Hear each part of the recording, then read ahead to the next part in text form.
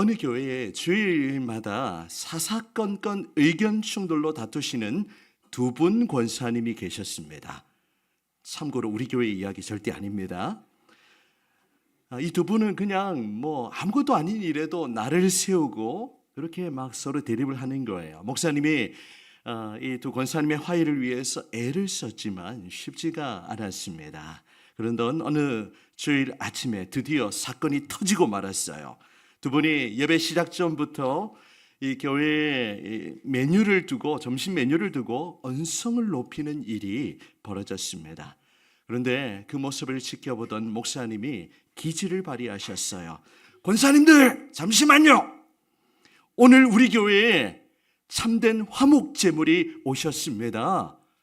이 두 분 권사님이 깜짝 놀라가지고 목사님을 쳐다보는데 목사님이 이렇게 말씀하셨어요. 오늘 점심 메뉴는 바로 저 목사입니다. 두 분이 제 설교를 듣고 은혜를 받으시면 자연스럽게 화목해지실 겁니다. 라고 그렇게 중재를 했다고 했습니다.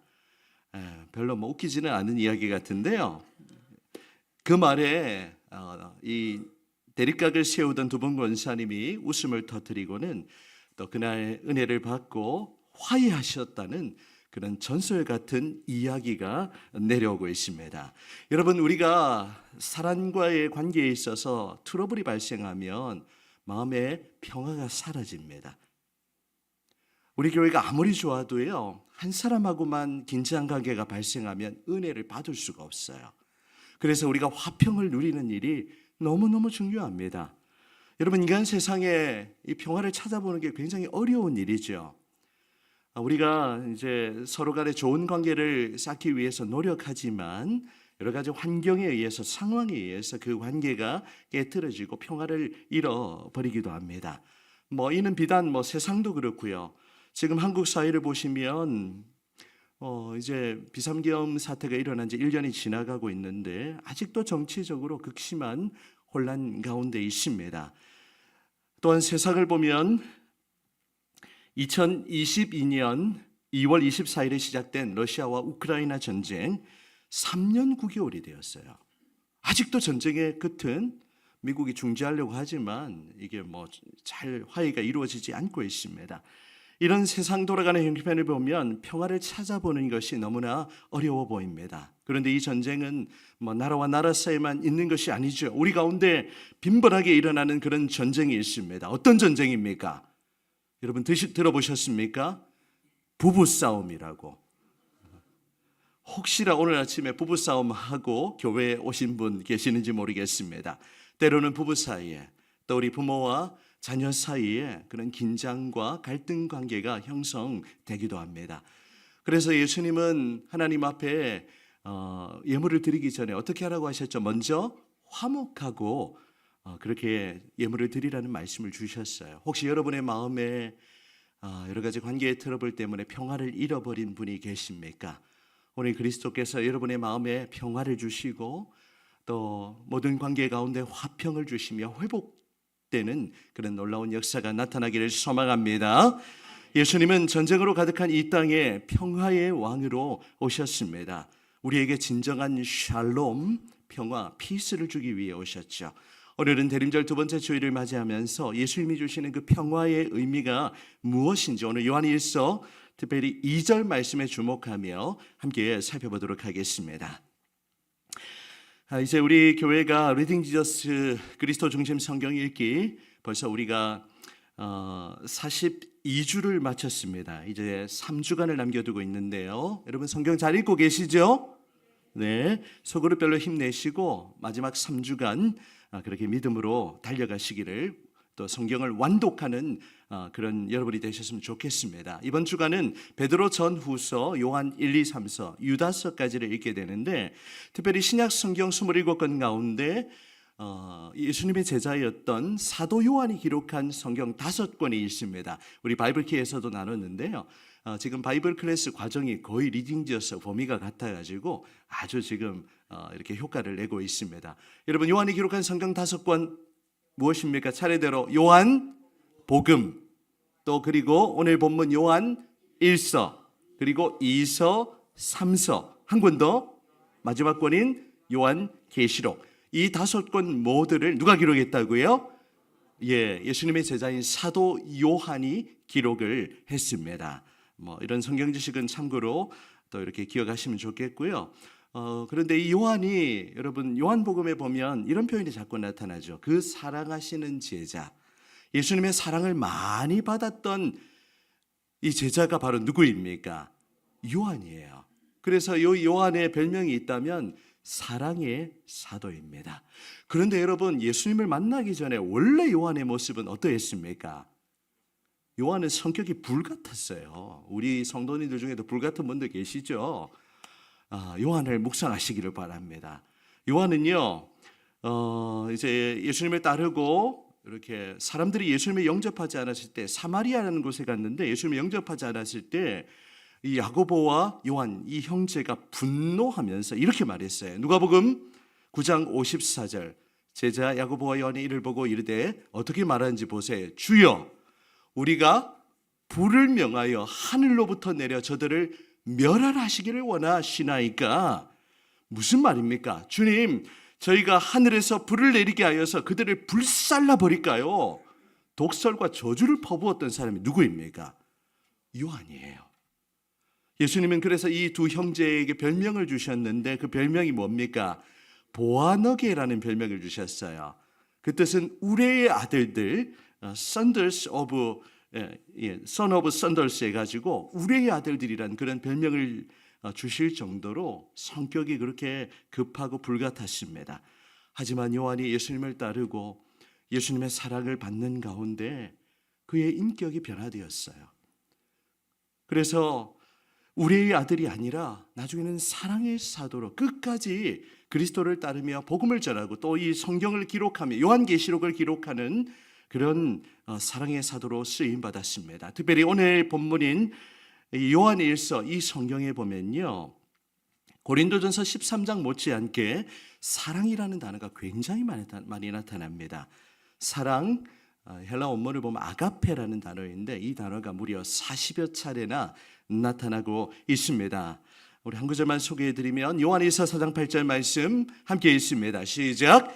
사랑하지 아니하는 자는 하나님을 알지 못하나니 이는 하나님은 사랑이심이라. 아멘. 이 구절이 요한일서에 나와요, 여러분. 요한일서 4장에 보면 사랑이라는 단어 9절에도 이렇게 말씀하고 있습니다. 하나님의 사랑이 우리에게 이렇게 나타난 바 되었으니 함께 읽습니다.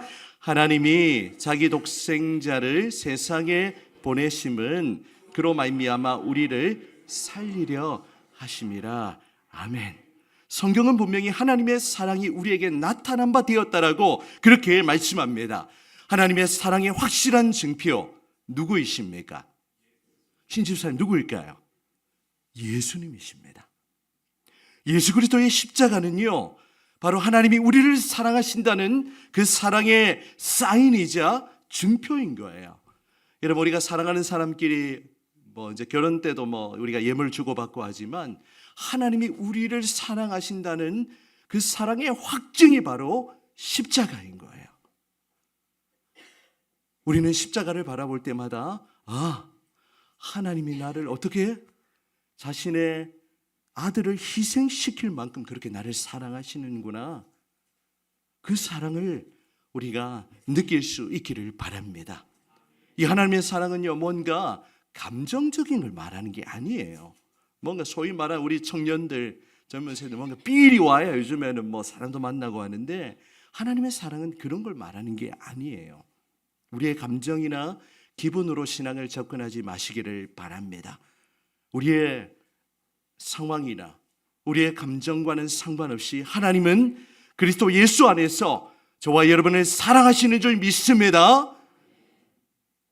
그렇게 우리를 사랑하시는 그 사랑이 바로 예수 그리스도이시죠. 그런데 요한은 오늘 본문에 이 예수님이 우리 죄를 위한 화목제물이 되셨다라고 그렇게 증거합니다. 오늘 본문 2절을 함께 읽습니다. 시작. 그는 우리 죄를 위한 화목제물이니 우리만 위할 뿐 아니요 온 세상의 죄를 위하심이라. 아멘. 너무 중요한 말씀이에요. 잠깐 더 보여주시면, 우리가 그냥 읽고 지나가는 말씀이지만 예수님이 우리 죄를 위한 화목 제물이 되셨다. 그런데 우리만 위할 뿐이 아니라 온 세상의 죄를 위한 화목 제물이 되셨다라고 그렇게 말씀합니다. 여러분, 화목 제물이 무엇입니까? 오늘 이 화목 제물의 의미를 살펴보며 이 대림절 두 번째 주일에 그리스도께서 우리에게 주시는 그 은혜가 무엇인지를 함께 우리가 깨달아 알기를 원합니다. 첫 번째요. 자, 우리 인간의 본래 상태를 기억하는 것이 중요합니다. 함께 읽습니다. 시작. 인간은 본래 하나님과 원수된 상태였습니다. 우리 인간의 타락한 위치가 어떠했는지를 먼저 이해하면 하나님이 우리에게 베풀어 주신 은혜가 얼마나 큰지를 깨닫게 됩니다.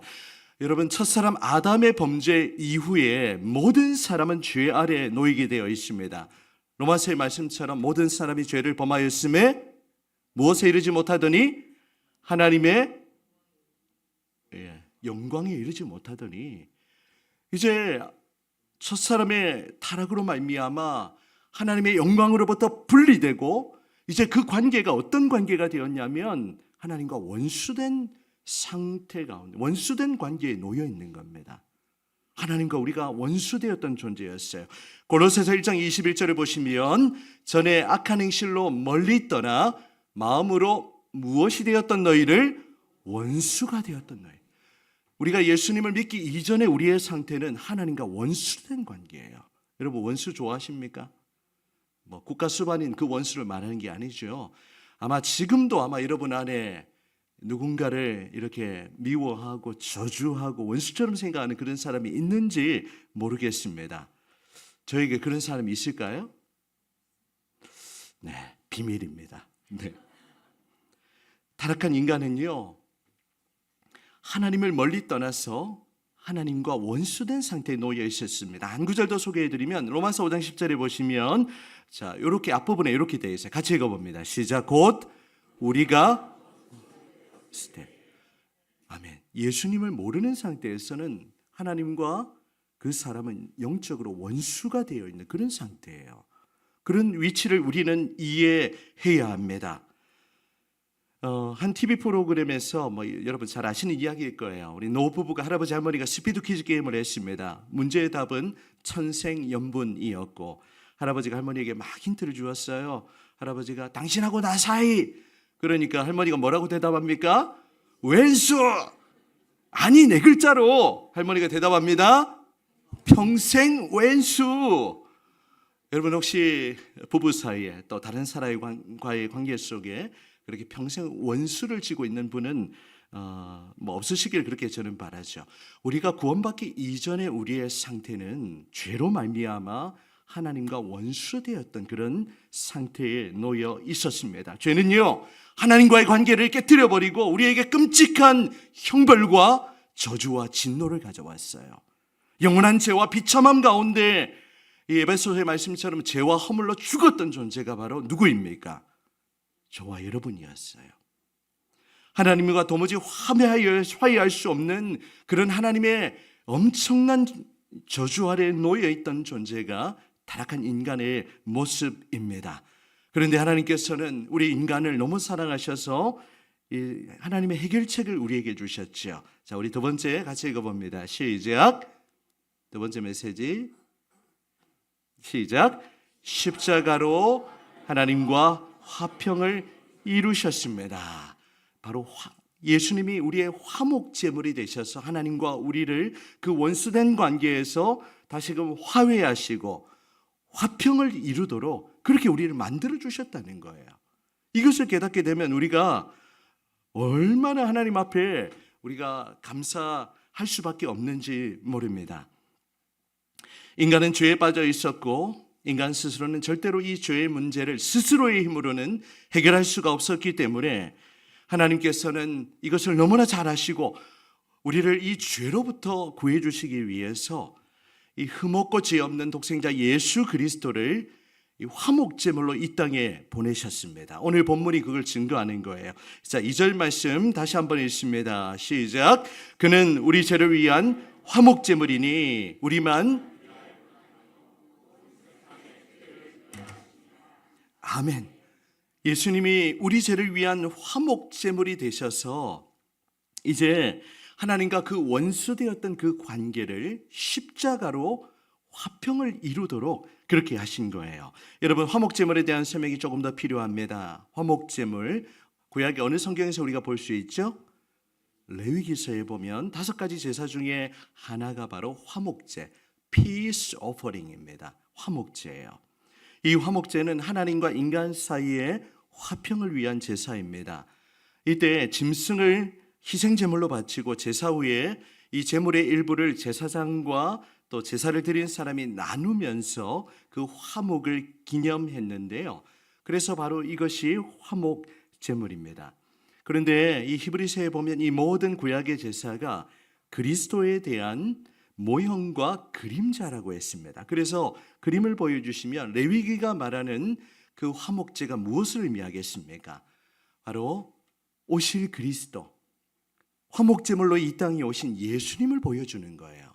여러분, 예수님이 이제 마치 구약시대의 화목제를 통하여 이 하나님과의 관계의 화평을 누렸듯이 이제 예수님이 우리의 온전한 화목제물이 되어주셨기 때문에 예수님의 십자가에서 자신을 화목제물로 삼아 하나님께 드렸고 온 인류의 죄를 대속하고 하나님과 원수되었던 그 관계를 다시금 회복케 하도록 그렇게 하나님이 일하셨다는 거죠. 이 얼마나 놀라운 하나님의 은혜인지 모릅니다.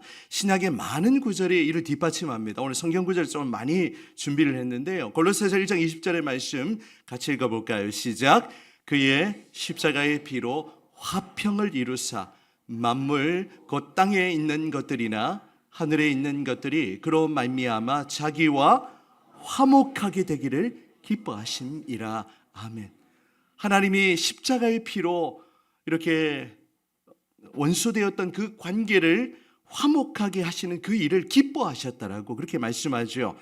우리 또 한 구절 다시 보시면 로마서 5장 10절 말씀에는요, 곧 우리가 원수되었을 때에 같이 읽습니다. 그의 아들, 시작. 그의 아들의 죽으심으로 말미암아 하나님과 화목하게 되었은즉 화목하게 된 자로서는 더욱 그의 살아나심으로 말미암아 구원을 받을 것이니라. 아멘. 바로 그 아들의 죽으심, 예수 그리스도의 그 십자가의 죽음으로 말미암아 우리가 어떻게 되었다고요? 하나님과 화목하게 되었어요. 이제 더 이상 하나님과 우리 사이는 원수된 관계가 아닙니다. 우리는 하나님의 백성이 되었고 하나님의 사랑받는 자녀가 되었죠. 원수된 그 관계에서 자녀가 되었습니다. 여러분, 사랑의 원자탄이라고 불리우는 손영원 목사님의 이야기를 기억하십니까? 유순반란 사건 때 1948년입니까? 이 손 목사님의 그 두 아들 동인동신이 이 공산주의를 따르는 우리 안재선이라는 청년에 의해서 목숨을 잃고 말았습니다. 자신의 아들을 죽인 그 안재선이라는 사람을 소위 말하는 원수가 아니겠어요? 여러분의 아들을 만약에 자녀를 그렇게 했다면 우리가 가만히 있겠습니까? 그런데 이 손 목사님이 어떻게 하셨습니까? 자신의 아들을 죽인 그 살인범을 양아들로 삼으신 거예요. 이렇게 비유해서 우리가 이해가 될지 모르겠지만 하나님은 원수되었던 우리를 예수 그리스도로 말미암아 화목하게 하시고 우리를 자녀 삼아 주셨어요. 우리를 양아들로 입양하셨다라고 그렇게 성경은 기록하고 있죠. 에베소서 2장 16절에도 이렇게 말씀합니다. 같이 읽습니다. 시작. 또 십자가로 이 둘을 한 몸으로 하나님과 화목하게 하려 하심이라. 원수된 것을 십자가로 소멸하시고. 아멘. 이제 하나님께서는 이 십자가로 말미암아 우리의 원수되었던 그 모든 것을 소멸하셨어요. 이것이 우리가 이 대림절의 절기에 하나님과 누리게 되는 이 화평입니다. 이게 얼마나 큰 은혜인지 몰라요. 여러분, 이제 말이 필요 없습니다. 하나님은 십자가에서 친히 자신이 제물이 되셔서 하나님과의 그 원수된 관계를 끝장내셨어요. 할렐루야. 이제 십자가의 피로 말미암아 우리는 화평을 누리게 되었고 하나님과 화목하게 되었습니다. 그리스도 안에 새로운 존재가 되었죠. 뿐만 아니라 이제 우리가 죄를 지으면 우리의 죄를 대신 변호해 주시는 우리의 대언자가 있습니다. 누구실까요? 오늘 1절에 나타나고 있습니다. 나의 자녀들아 내가 이것을 너희에게 쓰면 너희로 죄를 범하지 않게 하려 함이라. 자, 만일 같이 읽습니다. 시작. 만일 누가 죄를 범하여도 아버지 앞에서 우리에게 대언자가 있으니 곧 의로우신 예수 그리스도시라. 아멘. 이제 우리는 하나님의 자녀이기에 우리가 예수님을 믿고 죄사함을 받았지만 여전히 우리의 구원이 완벽하게 완성된 것이 아니기에 여전히 우리는 공사 중입니다. 날마다 살아가면서 크고 작은 죄를 여러분 짓습니까? 안 짓습니까? 나는 죄를 단 한 번도 짓지 않았습니다. 손 들어보세요. 저 혼자 손 들고 있는데 저도 죄를 짓습니다. 그래서 우리가 십자가의 피를 의지해야 되는 거예요. 하지만 이제 우리가 그리스도 안에 있기 때문에 우리가 죄를 범하여도 우리의 죄를 대신 변호하시는 분이 계시는데 그것이 바로 대언자라는 단어로 나타납니다. 바로 변호사라는 뜻이에요. 우리의 의로우신 대언자 예수 그리스도가 계십니다. 그래서 이제 원수 마귀가 여러분을 더 이상 공격하거나 여러분을 비방할 수 없는 거예요. 여러분 이번에 뉴스를 보셨을 겁니다. 우리 아주 유명한 배우죠. 이름은 제가 안 밝힐 텐데 이 과거에 지었던 이 소년 시절 지었던 죄가 세상에 낱낱이 드러났습니다. 그래서 그 의혹이 제기된 지 하루 만에 직접 입장문을 밝히며 전격 이 배우 생활 은퇴를 선언했죠. 이미 30년 전에 지은 죄라서 그 사건을 파헤칠 수 없지만 그 죄가 세상에 낱낱이 드러냈습니다. 이제 아무도 이 사람을 커버 쳐줄 사람이 없어요. 변호해줄 사람이 없는 겁니다. 연기 인생 끝인 거죠. 하지만 우리에게는 우리가 죄를 지었을 때 우리의 죄를 대신해서 용서하시고 변호해 주시는 의로우신 대언자가 계십니다. 누구이십니까? 예수 그리스도. 그분 때문에 우리는 죄로부터 자유함을 누리고 더 이상 여러분이 죄의 얼매에서 정죄감에 빠져서 그렇게 살아갈 필요가 없다는 거예요. 날마다 십자가의 보혈을 의지하시기를 바랍니다. 이제 우리는 하나님과 화목하게 된 존재예요. 원수된 상태가 아닙니다. 이것이 우리가 그리스도 안에 있는 하나님이 주시는 엄청난 은혜이고 또 효력인 거죠. 자, 그렇다면 세 번째 메시지 같이 읽어봅니다. 시작. 세상 속에서 피스메이커로 살아가야 합니다. 이제 우리가 예수의 피로 하나님과 화평을 누리게 되었다면 이제 우리는 어떻게 살아야겠습니까? 이제 마음대로 죄짓고 살아야겠습니까? 그렇지 않죠. 이제 우리가 날마다 그리스도께서 우리의 화목 제물이 되심을 기억하고 날마다 하나님과 화평을 누리는 삶을 살아야 합니다. 로마서 5장 1절 말씀 같이 읽어봅니다. 시작. 그러므로 우리가 믿음으로 의롭다 하심을 받았으니 우리 주 예수 그리스도로 말미암아 하나님과 화평을 누리자. 아멘. 우리가 날마다 하나님과 화평을 누리는, 하나님과 이제 우리는 원수된 관계가 아니라 우리 아버지이시기 때문에 그분과 날마다 친밀하게 교제하고 깊은 은혜 가운데 이 하늘로부터 내려오는 그 은혜를 날마다 맛보며 누리며 우리가 영생을 누리는 삶을 살아가야 하는 것입니다. 이제 죄책감이나 두려움에 억눌리지 않고 그리스도 안에 있는 그 구원과 용서를 날마다 확신하며 담대하게 은혜의 보좌 앞으로 나아가야 하는 거예요. 오늘 예배의 시간은요, 우리의 연약함을 바라보는 시간이 아닙니다. 그리스도의 십자가를 의지하는 시간이에요. 우리 안에 있는 모든 죄악을 다 떨쳐버리고 예수님을 통하여 하나님이 부어주시는 그 은혜를 풍성하게 누리는 날인 줄 믿습니다. 여러분, 이것이 무언가 귀에만 들리는 그런 이야기가 아니라 여러분이 예배 가운데 여러분이 이 놀라운 하나님의 은혜를 깊이 누리실 수 있기를 바랍니다. 이제 우리가 하나님과 화평을 누리는 삶을 살아갈 뿐만이 아니라 이제 우리가 세상 속에서 그 화평을 이루는 자, 그것을 제가 아까 피스메이커라고 표현했습니다. 이제 하나님이 그리스도 안에서 우리를 용납하시고 우리의 모든 죄를 용서하셨기 때문에 우리가 용서하지 못할 사람이 없는 거예요. 에베소서 4장 32절 말씀 또 같이 읽어볼게요. 시작. 서로 친절하게 하며 불쌍히 여기며 서로 용서하기를 하나님이 그리스도 안에서 너희를 용서하심과 같이 하라. 아멘. 하나님의 놀라운 사랑과 용서를 우리가 정말 경험했다면 우리가 용서하지 못할 사람이 없는 것입니다. 혹 지금 내 마음속에 누군가를 미워하고 있지 않습니까? 아직도 용서하지 못하는 그런 사람이 있지 않습니까? 그것이 가족이든 또 뭐 이웃이든 또 누구든 우리의 마음에 그 사람을 용서할 수 있기를 원합니다. 그 힘이 어디로부터 나옵니까?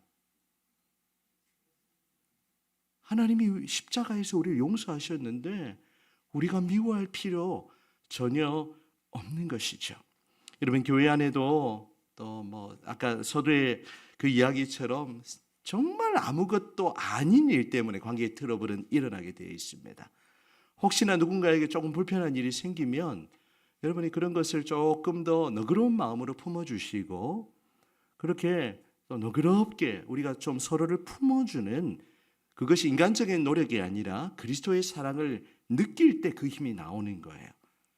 사랑의 힘으로 우리가 그렇게 서로를 품어주고 이제뿐만 아니라 그 사랑으로 세상 속에서, 여러분 직장 생활하면서 우리 직장 생활하고 사업하는 분도 계시지만 미운 인간이 있습니까 없습니까? 많죠? 네, 많습니다. 비즈니스 하시는 분들 많을 거예요. 꼴보기 싫은 인간도 많아요 사실. 그런 인간 너무 미워하지는 마시고 그런 인간도 품어낼 수 있고, 혹시라도 이 관계 가운데 갈등이 생기면 그것을 여러분이 무엇보다 기도하고 그 관계를 서로 화해시키는 그런 역할을 감당하는 여러분이 되시기를 축복합니다. 이제 우리는 피스메이커, 화목하게 하는 자로 이 땅을 살아가야 합니다. 그것이 오늘 대림절에 여러분에게 전하고 싶은 메시지예요. 로마서 12장 18절 말씀 같이 읽어봅니다. 시작. 할 수 있거든 너희로서는 모든 사람과 더불어 화목하라. 아멘. 이것이 어떻게 가능한 일입니까? 사람의 힘으로 되는 게 아니에요. 우리 자신이 그리스도의 사랑을 깊이 경험할 때 그 사랑의 힘으로 우리가 모든 사람을 용서하고 용납하고 품어내고 또 그 관계의 갈등을 화해할 수 있는 그런 피스메이커로 쓰임받게 될 줄 믿습니다. 저도 목회하면서 우리 성도들과의 관계 속에 최대한 갈등이 일어나지 않도록 그렇게 노력하고 있는 모습이 보이십니까? 네. 그런데 저도 뭐 사람이니까요. 본의 아니게 또 여러분에게 혹시 상처를 주거나 또 혹시나 제가 그냥 던진 말인데 아무 의미 없는 말인데 또 거기에 여러분들이 너무 좀 민감하게 반응하지 않으시면 좋겠다는 생각이 또 들기도 하고요. 늘 제 자신을 돌아봅니다. 혹시나 이렇게 말한 것이 실수가 아닌가. 그런 여러분들이 너그러운 아량으로 또 그렇게 저와 함께 교회를 화평하게 하고 그리스도 안에서 우리가 이 화목하게 하는 그런 일들을 계속해서 해나가길 원합니다. 혹시라도 우리가 지금까지 트러블 메이커가 되지는 않았습니까? 하지만 오늘부터 이제 그리스도께서 이 땅에 참된 평화를 주시기 위해 오셨으니 우리가 그 평화를 누리고 이제 우리도 피스메이커로 혹시라도 관계가 뭐 갈등이 생기지 않도록 우리가 또 뭐 늘 조심하고 해야 되겠지만 그런 긴장 관계가 발생한다 할지라도 그것을 화해하고 중재하는 피스메이커의 역할을 감당하는 여러분이 되시기를 축복합니다. 사랑하는 여러분, 예수님이 우리의 평화이십니다. 저를 따라서 함께 고백할까요? 예수님이 우리의 평화이십니다. 그분이 주시는 평화를 여러분 마음껏 누리시기를 축복합니다. 주일이 바로 그런 날이에요. 세상 살면서 힘들었던 마음, 여러 가지 어려운 마음들 있었다면 십자가 앞에 다 내려놓고 특별히 우리 교회 공동체 안에서 서로를 용납하고 품어주고 사랑으로 감싸주고 위로해주고 격려해주고 그러면서 우리는 교회를 함께 세워나가는 겁니다. 하나님이 그런 교회로 우리 교회를 더욱 사용하여 주실 줄 믿습니다. 이 대림절의 절기에 이제 십자가의 피로 말미암아 하나님과 원수되었던 그 관계가 박살나고 하나님과 화목하게 되었다는 이 놀라운 은혜와 그 축복을 우리의 마음에 깊이 누릴 뿐만 아니라 세상 속에서 우리 가정 안에서도 때로는 자녀와의 긴장관계가 형성되지만 저희도 참 이 우리 자녀들하고 관계하는 게 쉽지 않다는 생각을 굉장히 많이 합니다. 요즘은 또 우리 둘째 시험 기간이라고 막 날이 서가지고 뭐 막 이렇게 반응하기도 하는데 이것을 어떻게 이게 참 품어내는가 아마 여러분 다 경험적으로 그렇게 이해하실 거예요. 이제 우리가 오늘 대림절의 이 의미를 기억하면서 두 번째 테마가 무엇이라고요?